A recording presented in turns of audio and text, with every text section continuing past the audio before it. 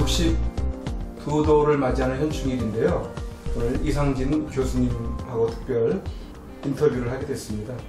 우리 이상진 교수님에 대해서 모르시는 분들을 위해서 우리 이상진 교수님께서는 육사 22기를 졸업을 하셨네요. 예, 그렇습니다. 예, 그리고 서울대 영문학과를 졸업을 하시고 예. 카이스트 또 공학과를 석사 또 박사 이렇게 예.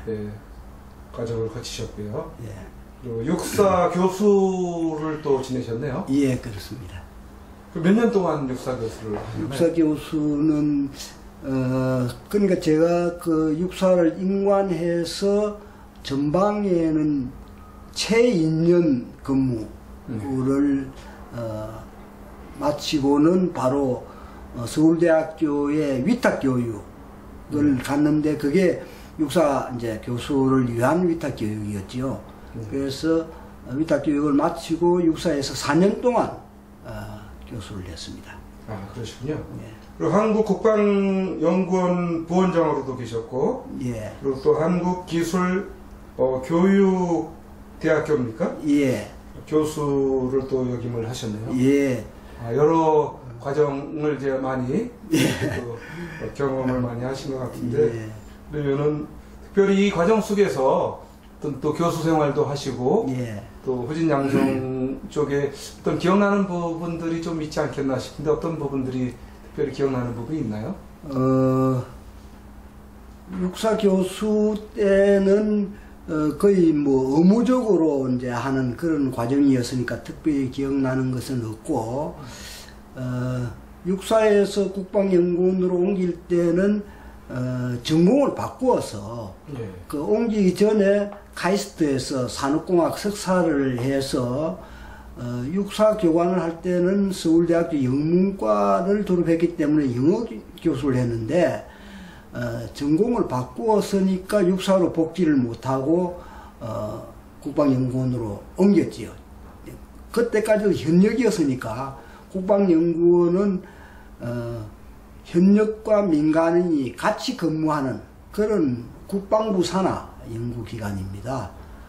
그래서 그쪽에서 선임연구원부터 시작해서 연구부장, 기획조정실장을 거쳐서 부원장까지 28년 동안 근무를 했으니까 저 인생의 대부분을 연구기관에서 국방정책 관련 연구를 하면서 보냈다. 이렇게 이제 국방정책이요? 예, 국방정책. 예, 여러 분야의 국방정책이죠. 예. 그 여러 교육생들을 많이 접하셨을 텐데. 국방연구원에 할 때는 교육보다는 연구 활동이 이제 주였고. 교수시. 그 이제 그거는 예, 그 이제 카이스트에서의 전공이 R&D 매니지먼트라 해서 연구개발 관리학이었습니다. 근데 그거를 국방연구원에서 연구활동할 때도 도움이 됐지만은, 그걸 배경으로 해서 한국기술교육대학교 산업경영학부에서 이제 또 이제 교수 생활을 하게 되었죠. 그래서 그때 제가 그 교수를 한 분야가 연구개발 관리, 생산성 공학, 지식산업 뭐 이런 분야를 다루어서 교육을 했습니다. 예, 그러시군요. 현역에서 이제 그 퇴임 이후에 예. 현재는 어떤 활동을 특별히 하고 계시는 분야가 있으신가요? 지금은 이제 그동안 제가 살아온 것이 육군사관학교라든지 또 국방연구원이라든지 같은 국가와 관계되는 공공기관이었기 때문에 다른 친구들에 비해서 그 국가관 혹은 애국심 이런 분야에 좀 더 관심이 있어서 현역에서 퇴임한 이후에는 자유시민연대라는 애국시민단체에 이제 제가 몸을 담아서 주로 지금 현재 우리나라 전체적으로 문제가 되고 있는 그 좌우 갈등의 속에서 좌익 척결이라는 그런 어떤 이슈를 내걸고 활동을 하고 있습니다. 그러시군요.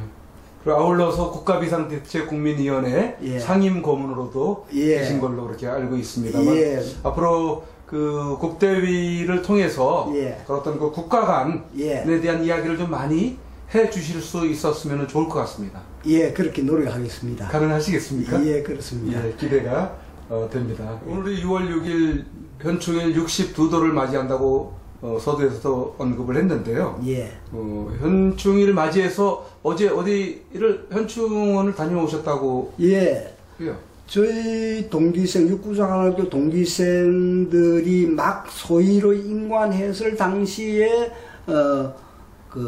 우리나라에서 월남 파병이 이루어져서 동기생의 거의 대부분이, 월남에, 파병되어서 군생활을 했는데, 저는 그 육사 교관요원으로서 서울대학교 위탁교육을 받고 또 육사에서 교관생활을 했기 때문에 월남에는 갔다 오지 못했는데 그 월남 전선에서 우리 동기생이 8명이나 전사를 했기 때문에 그 전사 동기생에 대한 장례는 그 서울에 남아있던 그런 교관요원들이 맡아서 그런 그 뒤처리를 했는데 그분들이 서울 국립현충원에 모두 지금 현재 안장되어 계시고 그 이후에 한 20여 동기생은 지금 대전현충원에 모두 이제 계시기 때문에 어제 그 현충일을 맞이해서 한 50여 명의 동기생이 서울현충원을 참배하고 또 그 고속버스를 전세를 내어서 대전현충원까지 다녀오는 그런 행사를 했습니다. 네, 모처럼 또 만나셔서 또 현재 나라의 어떤 그 안위 문제를 많이 또 이야기를 나누셨을 것 같습니다.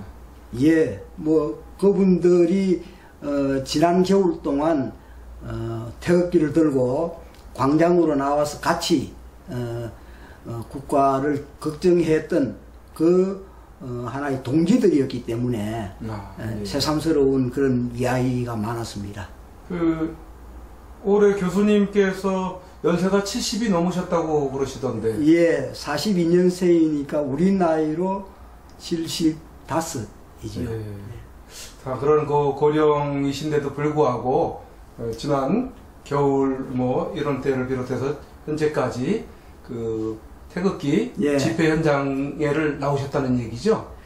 저는 단순하게 나가는 것보다도 앞에서 말씀드렸던 자유시민연대 몸담은 지가 13년이 되기 때문에 동기생들로부터 일건 우익운동을 한다라는 것을 인정을 받아가지고 사실은 사관학교 동기생들의 구국동지회를 하나 만들고 또 고등학교 동기생들의 애국동지회를 하나 만들고 해서 그 두 팀을 제가 이끌고 광장에서 태극기 집회에 예. 참가했습니다. 그 깃발 이렇게 예. 굉장히 깃발 부대가 예. 많던데 예. 든든해 보이더라고요. 예. 그래서 제가 무대에서 촬영할 기회가 많아가지고 예. 특히 그런 어떤 그 깃발이 너무 자랑스러워서 예. 그 깃발들을 많이 담은 영상들이 많습니다. 예, 수고하셨습니다. 예, 그래서 또 행진하고 돌아올 때 보면은 예. 다 도열을 해가지고 예. 맞이해주는 예. 그런 모습이 너무나도 예. 보기가 좋고 예. 흐뭇했었는데 거기에 교수님께서 또 직접적으로 예. 관여가 돼 계시군요. 예, 그렇습니다. 아유, 너무 큰 애국을 하고 계셨었군요. 이제 박근혜 대통령이 지금 현재 구속된 상태에서 지금 재판을 받고 있지 않습니까? 예. 근데 아직까지도 이제 많이 뭐 이야기들이 나오고는 있습니다만 아직도 박근혜 대통령에 대한 그 왜 탄핵이 되었는지 왜 구속이 되어야 되는지에 대한 그 논란들이 예. 많이 있는 상태인 것 같습니다. 예. 그래서 아직도 수사상에서 좀 검찰이 좀 절절매고 예. 있다라는 그런 그 방송도 예. 좀 접하기도 하고 그랬는데 아직도 박근혜 대통령의 탄핵에 대한 어떤 그 궁금증 예. 그 부분에 대해서 가지고 있는 시민들, 국민들이 좀 있는 것 같습니다. 그래서 이것을 좀 알기 쉽게, 이해하기 쉽게, 어디서부터 무엇이 잘못됐는지, 예. 타당한 건지, 아니면은, 타당치 못한 어떤 그 부분이 있는지, 예. 그런 걸 전반적으로 우리 국민들이 이해하기 쉽게끔 한번 좀 설명을 해 주실 수 있으면은 좋을 것 같습니다. 예. 안 그래도 그 부분에 대해서는 제가 언젠가 한번 이야기하고 싶었습니다. 박 대통령께서도 언젠가 인터뷰에서, 무언가 기획이 된 것 같다라는 인상을 지울 수가 없다라는 말씀을 하셨듯이 저도, 그 문제에 대해서는 기획이 되었다. 이렇게, 생각을 하고 있습니다. 우리가 이제 오랫동안 자유 대한민국으로서의 정체성을 지켜왔는데, 김대중 대통령이 되면서부터 급격하게 나라 전체가 자경화되었다 할까, 자익적인 분위기로 흘러갔습니다. 그런데, 저는 그 과정에서도 우연히가 아니고, 평양 정권이 끊임없이, 적화 통일을 위한 간접 침략을, 핵체해 왔기 때문에, 이제 그렇게 되었다. 이렇게 생각을 하는데, 그때부터 본격적으로, 우리 대한민국의 바닥을 좌익들이 활동하기 좋은 그런 하나의 환경을 만드는 것이 김대중 대통령의 역할이었고, 노무현 대통령이 된 것도 그와 같은 바탕하에서 저쪽의 어떤 치밀한 기획하에서 도저히 상상할 수 없는 그런 상황에서 노무현 대통령이 또 대통령이 되었습니다. 그래서 그 사람들은 노무현 대통령의 시절하고 그 다음에 우리나라 국민들의 정서하고가 좀 맞지 않는 이율배반적인 그런 상황하에서 또 자익정권을 만들기 위해서는 뭔가 우익을 이렇게 우익인 것처럼 가장을 하면서 자익정권을 만들 필요가 있어서 거기에 선택된 사람이 저는 이명박 대통령이라고 봅니다. 그래서 이명박 대통령은 우리가 흔히들 우측 깜박이를 켜고 좌회전을 한 그런 정권이다 라고 이야기가 있을 정도로 전체적으로 우익의 절대적인 지지를 받아서 대통령이 되었음에도 불구하고 이명박 대통령의 5년 동안에는 그 내용적으로 보면은 좌익 정권이나 다름없는 그런 5년의 시절이 지나갔지요. 그 다음에 저쪽 좌익 쪽에서 볼 때는 당연히 그러니까 김대중, 노무현, 이명박이라는 15년 동안의 쌓아온 여러 가지 공으로 봤을 때 당연히 문재인이 대통령을 될 줄 알았는데 박근혜가 대통령이 된 거지요. 그러나 사실은 객관적으로 보면은 한 7대3으로 엄청난 표차를 내면서 박근혜가 대통령이 되어야 되는데 결과는 아주 근소한 51대 48이라는 근소한 차이로 대통령이 되었는데 그 부분을 좌익 측에서는 아주 안타깝게 생각하고 당연히 좌익 정권이 될 줄 알았는데 박근혜가 대통령이 됐다 하는 것을 그 사람들은 이제 조금 안타깝게 생각하면서 성목을 안 한 거죠, 마음속으로. 그래서 박 대통령이 정권이 나서고 난 뒤에 초창기부터 자익당에서는, 쪽에서는, 발목을 잡기 시작을 했지요. 처음의 국무총리 인준을 무산시켰고, 그 위에 줄줄이 장관의 인준을 무산시키고, 개혁을 하겠다고 어떤, 개혁 법안을 내기만 하면은 소위 말하는 국회 선진화법이라는 것을 가지고 그걸 무산시킴으로 해서 결국 그 억울하게 정권을 우위에 넘겨주기는 했지만 다음에는 반드시 자익정권을 탄생시켜야 되겠다 하는 그들의 그 염원이 그와 같은 형태로 나타난 거지요. 그래서 시시각각 매번 뭔가 박근혜 대통령이 실수를 하고 잘못할 것을 기대를 하면서 쭉 4년 동안 지켜왔는데 워낙 박 대통령이 틈을 안 주고 완벽하게 대통령직을 수행했기 때문에 그 기회가 없었던 거죠. 그러나 4.13 총선에서 유선민, 김무성 이런 새누리당 자체 내에서 하나의 문제를 제기함으로 해서 총선의 결과가 여소야대의 결과를 내게 된 것이죠. 그래서 그 기회를 이용해서 드디어 정권을 자기들이 걸머질 그런 찬스가 왔다 이렇게 생각하고는 이제 실천에 돌입을 했는데 그 마땅한 거리가 없으니까 그 거리를 만든 것이 소위 말하는 고영태 일당이 만든 하나의 기획이었죠.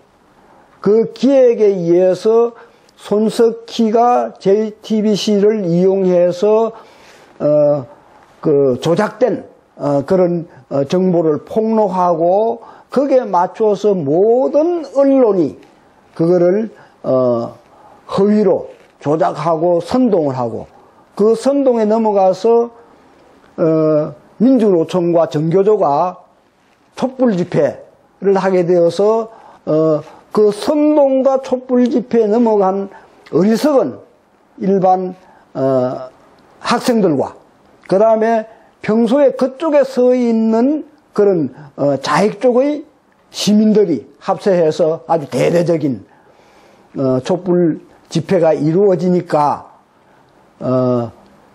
그거를 이용해서 새누리당 국회의원 자체 내에서 벌써 이탈이 생기게 된 것을 이용해서 국회 탄핵소추안을 통과시킨 거지요. 그래서 그동안 쭉 그렇게 하기를 기획해왔던 것이었기 때문에 특검도 그렇게 돌아갔고 특검 내내 일반 국민이 보기에는 그냥 저거는 어떻게 조폭과 같은 그런 정말 정상적이지 못한 그런 지금 검사들이다 생각할 정도로 무리하게 연행하고 수사하고 구속하고 하는 것이 반복되었고 그런 분위기가 헌재 재판관들까지도 영향을 미쳐서 결과를 탄핵으로 되었는데 그 내용을 잘 알고 있는 국민들로 봐서는 도저히 납득할 수 없는 결과다. 이렇게 박 대통령의 탄핵을 설명할 수 있겠습니다. 말씀하시는 가운데 그 여소야대가 만들어진 것이 상당한 어떤 타격을 입힌 그런 그 상황이 됐던 상황이었네요. 그러면 그렇죠. 그러니까 유승민, 김무성 예. 그 두 사람들의 어떤 그 처신 예. 이런 부분들이 결국은 여소야대를 만드는 결정적인 역할을 했다고 보시는 거지 않습니까? 그렇습니다. 그로 인해서 어떤 기회를 준, 예. 어떤 빌미를 준 계기가 된 거라고 또 보시는 거잖아요. 보통은 언론에서 그때 여소야대가 된 그 이유를 친박 그 다음에 이항구 그 공천위원장에게 그 죄를 떠넘기는데 제가 볼 때는 그렇지 않아요. 유승민이 이미 원내대표를 할 때에 도저히 새누리당의 정강정책과는 맞지 않는 그런 자기 개인적인 소신을 밝혔고 그 위에도 그거를 밀고 나갔고 그래서 사실 새누리당으로서는 유승민에게 공천을 주면 될 수 없는 상황이 된 거지요. 그래서 그 총대를 이항구 공천위원장에게 맡긴 거지요. 제가 생각할 때는 그렇습니다. 절대로 유승민은 공천해서는 안 된다. 이렇게 해서 그 칼자루를 책임을 맡은 이항구 공천위원장이 쭉 그런 어떤 절차를 밟아 나갔죠. 밟아 나가는 마지막 판에 좀 개념이 없다 할까, 모자란다 할까, 김무성 당대표가 옥새파동을 일으켜서 일반 유권자들이, 그동안에 그리고 우익 유권자들이 정말 어떻게, 그렇다고 뭐 민주당에 찍을 수는 없지만은, 새누리당에 찍을 수 없다. 이렇게 해서 다 국민의당으로, 그냥 표를 찍은 거죠. 그 결과가 아주 근소한 차이로, 국회의원이 되고 안 되고는 아주 근소한 차이로 그 당락이 바뀌는데, 그런, 상황이, 여러 지역구에서 속출함으로 해서 결과적으로, 여소야대의 국회가 되고 만 것이죠. 네.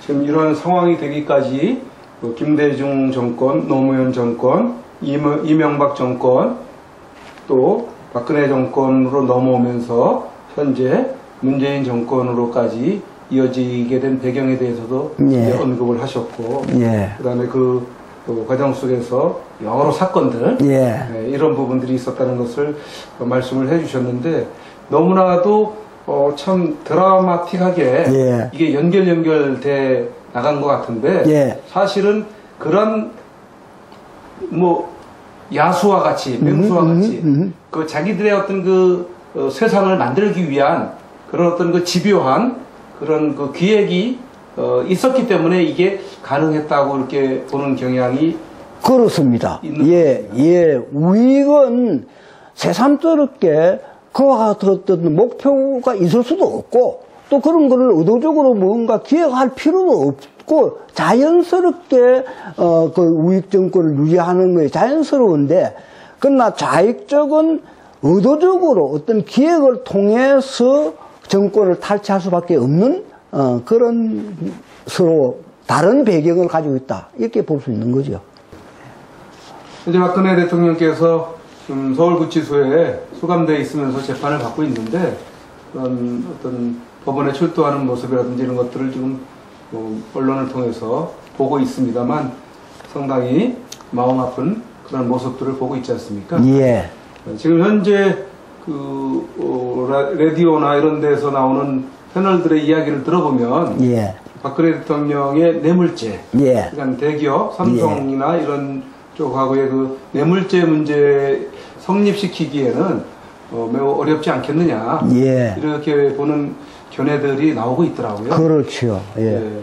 그리고 또 검찰에서도 딱히 이렇게 어떤 그 죄를 예. 이렇게 물을 만한 부분들도 지금 마땅치 않고 심지어는 박근혜 대통령께서 유명하신 그런 명언이라 그러면서 예, 예, 한 예. 이야기가 돌고 있는데 예. 재판정은 예. 사실을 이야기하는 곳이지 그렇죠. 소문을 이야기하는 것이 아니다. 맞습니다. 이런 그 예. 이야기를 해가지고 예. 많은 예. 분들이 예. 아주 그 박수를 보낸 그런 그 예. 일이 있지 않습니까? 예, 그렇습니다. 그래서 지금 검찰도 좀 절절매는 면이 있는 것 같은데 예. 교수님께서 보시기에 앞으로의 그 재판 과정은 어떻게 좀 가게 될 것으로 보여지는지 한번 좀 예. 생각하시는 부분이 있으면. 그러니까 만약 그 선진국가 같으면은 도저히 있을 수 없는 상황이 지금 현재 대한민국에서는 전개되고 있죠. 앞에서도 이야기했듯이 그 좌익 세력들이 정권을 탈취하겠다는 그 어떤 그 욕심, 그들의 목표, 그것 때문에 무리하게 그렇게 이제 엮어 나갔는데 사실은 그렇지 않았으니까 당연히 진실을 놓고 그거를 재판을 한다면은 무죄가 될 수밖에 없지요. 제가 볼 때는 역대 대통령 중에서 제일 아주 청렴하고 완벽하게 대통령직을 수행했고 특별히 뭐 재산을 남겨서 후손에게 남겨줄 그런 것도 아니고 본인이 이야기했듯이 단돈 1원도 먹은 적이 없다 했는데 자꾸 뇌물 먹었다라고 하니까 정말 뭐 좀 기가 막힐 일이죠. 이번에 좌파들 때문에 이제 그 한국 경제가 나아가지 못한다라는 예. 그런 부분에 대한 견해를 가지고 계시지 않습니까? 예, 예. 그 부분을 예. 좀 세부적으로 예. 왜 그런지에 대한 예. 그 부분을 이제 얘기를 좀 예. 해주시면 좋은데 제가 질문을 하겠습니다. 예.